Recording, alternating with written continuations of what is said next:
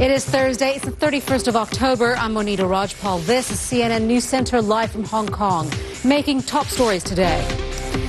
Syria meets the first deadline for destroying its chemical weapons. The Organization for the Prohibition of Chemical Weapons says Syria has now destroyed all its declared equipment from making chemical weapons. CNN's Frederick Pleitgen has been following the story for us from CNN Berlin, and he joins us now live. Fred, what exactly do they mean? Well, Monita, they mean that the inspectors were able to visit 21 of the 23. From Berlin.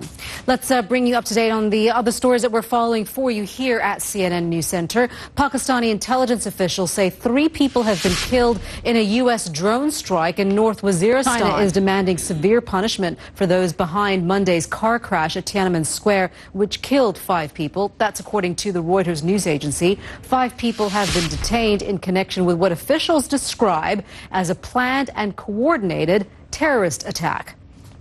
New York City Council has voted in favor of 2 tough new laws on tobacco sales. It approved raising the tobacco purchasing age from 18 to 21 and prohibiting discounts on tobacco products. Mayor Michael Bloomberg has 30 days to sign the bills into law. And in sports, the Boston Red Sox have won baseball's World Series. They did it in front of their hometown fans for the first time in 95 years. Boston beat the St. Louis Cardinals 6-1 in Game 6 of the series. It's a spy network that's supposed to be shrouded in secrecy, but with a new day comes new revelations. The National Security Agency is facing a fresh storm of criticism about its surveillance work, this time from the internet giants Google and Yahoo. Report. The Washington Post says its information was provided by former NSA contractor Edward Snowden. Well, let's take you live now to Washington and join CNN's Jim Sciutto with more on that. Jim? Hey, good morning, Monita. Good evening, I should say to you. It's been interesting to hear from the NSA on this, denying they spy on the servers of Google. Jim, thank you. Jim Sciutto there, live for us from Washington. You're watching CNN News Center live from Hong Kong.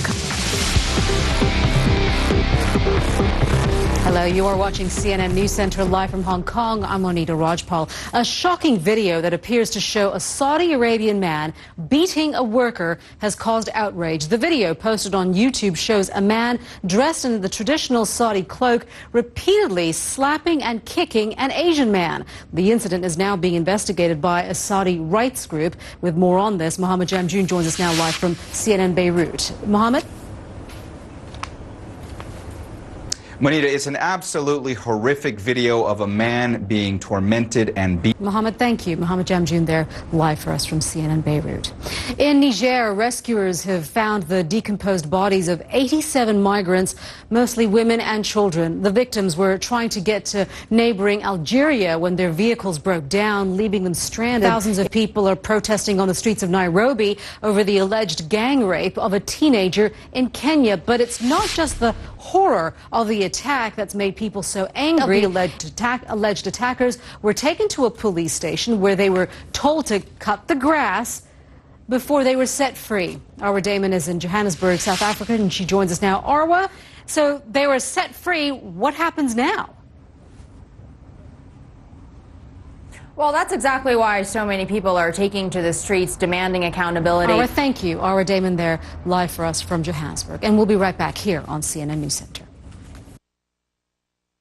We're watching CNN News Center live from Hong Kong. Let's get a check now on weather conditions. And a typhoon is making landfall in the Philippines. Our meteorologist, Mari Ramos, is at the World Weather Center with more on that. Hi, Mari.